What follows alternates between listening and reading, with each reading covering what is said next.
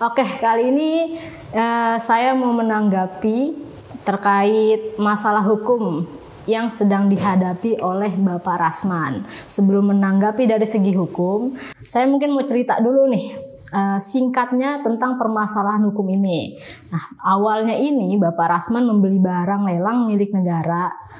Nah, padahal ya senyatanya kalau berdasarkan pernyataan beliau ini sudah mengikuti prosedur yang ada. Mungkin seperti mengantongi surat menyurat itu semuanya beliau sudah lengkap. Nah, ternyata tiba-tiba di jalan itu beliau dilaporkan ke polisi dengan dugaan pidana pencurian gitu, karena ternyata baru diketahui nih pemilik sebelumnya dari barang yang dilelang tersebut adalah pelaku illegal lodging atau penebangan liar gitu. Jadi beliau kebawa-bawa gitu.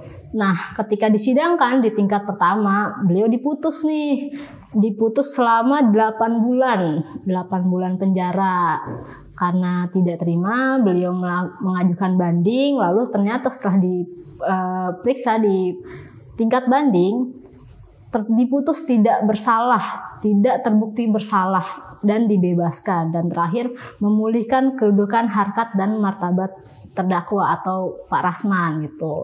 Nah, walaupun demikian ada memang upaya kasasi, tapi putusan kasasi ini intinya memperkuat putusan banding. Jadi memang sebenarnya secara hukum dan yang berkekuatan hukum mengikat ya, karena sudah ingkrah gitu kan sana di tingkat kasasi, beliau ini sudah fix diputus tidak terbukti bersalah dan dibebaskan gitu. Nah, dari masalah ini saya mau tanggapi dari segi hukum. Kan tadi disebutkan ya di putusan banding itu memulihkan kedudukan harkat dan martabat dari terdakwa. Kalau dari segi hukum, proses ini bisa disebut rehabilitasi. Nah, dasar hukumnya apa? Dasar hukumnya itu di pasal 95 ayat 1 Kitab Undang-Undang Hukum Acara Pidana. Nah, juga nih rehabilitasi itu ganti rugi ya, proses ganti rugi. Mengajukan ganti kerugian nanti mendapatkan imbalan berupa sejumlah uang. Nah, ini berdasarkan pasal 97 ayat 2 Kitab Undang-Undang Hukum Acara Pidana juga. Nah, lalu juga proses rehabilitasi ini bisa diajukan kemana? Nah, kalau berdasarkan SEMA nomor 11 tahun 1985, permohonan rehabilitasi ini bisa diajukan di pengadilan tingkat pertama tempat perkara itu diputus. Jadi misal Bapak Rasman ini diperiksa di tingkat Pengadilan Negeri Bekasi, berarti nanti proses pengajuan rehabilitasinya itu diajukan di Pengadilan Negeri Bekasi. Kalau untuk rehabilitasi ini ada jangka waktunya ya, jangka waktunya itu 3 bulan sejak putusan itu diterima gitu. Nah, ini berdasarkan apa nih dasar hukumnya mengenai 3 bulan itu, yaitu dari Peraturan Pemerintah Nomor 92 Tahun 2015. Jadi memang ada batasannya ya. Nah, jadi kalau misalkan Bapak Rasman ingin meminta ganti kerugian, maka harusnya melalui proses pengajuan permohonan rehabilitasi kepada pengadilan negeri tempat perkara tersebut diperiksa tingkat pertamanya ya gitu. Dan ini batasannya hanya 3 bulan. Sebenarnya Bapak Rasman bisa mengajukan PMH gitu kan. Tapi karena di sini adalah fokus Bapak Rasman itu yang saya tangkap adalah meminta ganti kerugian kepada negara, maka masuknya kamar proses rehabilitasi gitu, pengajuan ganti rugi kepada negara. Nah, sedangkan kalau PMH itu mungkin lebih baik diajukan kepada pemilik sebelumnya yang diduga pelaku illegal lodging gitu ya. Mungkin sampai sini aja, semoga ilmu yang saya sampaikan bermanfaat. Salam cerdas hukum. Selamat pagi, saya Rasman Maju Ober Siregar yang saat ini saya berada di Kota Sorong. Saya mau katakan sama masyarakat Indonesia, hati-hati untuk membeli barang lelang dari negara. Karena saya adalah salah satu korban yang dijolimi, yang dipermainkan oleh pihak kepolisian dan kejaksaan. Yang mana kami adalah pihak pembeli barang dari negara, justru saya yang ditahan. dipenjarakan. Saya mau ceritakan kronologis singkat terkait dengan perkara yang dibuat terhadap saya. 2018 kami mau mengeksekusi alat-alat berat ini, dan saya sudah melengkapi semua dokumennya, koordinasinya dengan kepolisian, koordinasi dengan kejaksaan, berikut dengan KPKLN. Nah, risalah lelang, surat jalan dari Polda, surat keterangan dari Kepala Kejaksaan selaku pemohon lelang sudah saya kantongi. Namun saya dituduh selaku pencuri oleh pihak kepolisian dengan laporan pemilik barang terdahulu pelaku illegal logging.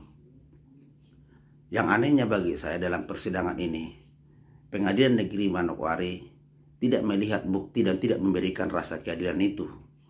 Sementara barang yang mau saya eksekusi masih ada di tempat.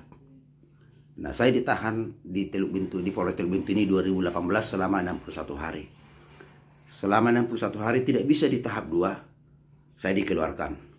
2019 saya dikeluarkan bulan Januari. Pada tahun 2021 bulan September tanggal 21 saya di tahap 2. Saya ditahan di sana sampai dengan proses pengadilan.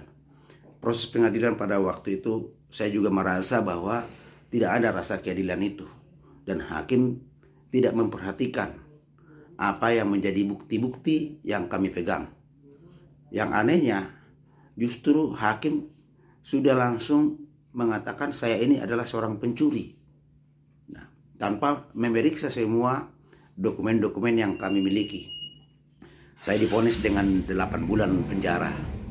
Yang anehnya, hakim pengacaranya itu sebelum vonis mengatakan kepada pengacara saya untuk ditahan atau divonis nanti selama masa ditahan. Tetapi jangan banding. Jangan banding. Nah, dan saya pun tidak menerima itu. Jangankan saya 3 bulan atau 4 bulan, 1 hari pun dinyatakan bersalah pun saya tidak mau. Nah, karena saya tidak melakukan tindak pidana pencurian.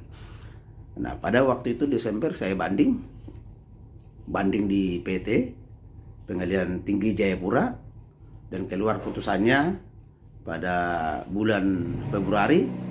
Sekitar bulan Februari 2022 mengatakan bahwa saya tidak bersalah sesuai dengan dakwaan jaksa. Nah, dikeluarkan dari tahanan, mengembalikan barang bukti, memulihkan harkat dan martabat. Itulah amar putusannya.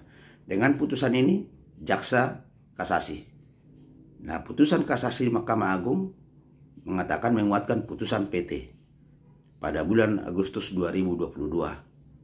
Nah, dengan perkara ini ada kerugian. Dengan adanya perkara ada kerugian, saya ditahan selama 245 hari. Saya tidak bisa bekerja, tidak bisa melaksanakan mengeksekusi barang itu, alat-alat berat. Saya mengajukan gugatan lagi, perbuatan melawan hukum, karena ada kerugian. Kerugian itu yang saya minta. Saya nggak peduli dengan orang-orang yang di dalam, tapi kerugian saya selama saya di dalam, kerugian material saya. Nah, banyak biaya yang saya keluarkan di situ. Akibat dari perbuatan kepolisian dan kejaksaan ada kerugian saya. Siapa yang bertanggung jawab? Justru negara. Harusnya di negara yang bertanggung jawab dalam hal ini. Jangan seperti putusan PT kemarin, PN kemarin ketika keluar putusan PN yang saat ini saya buat gugatan. Pengadilan tidak berwenang untuk mengadili. Begitu juga dengan PT. Dan saat ini saya mengajukan kasasi di pengadilan di Mahkamah Agung. Nah, saya hanya berharap negara bisa menjamin dan memberikan rasa keadilan, melindungi warga negara Indonesia, setiap warga negara Indonesia yang dijolimi oleh pihak kepolisian dan kejaksaan.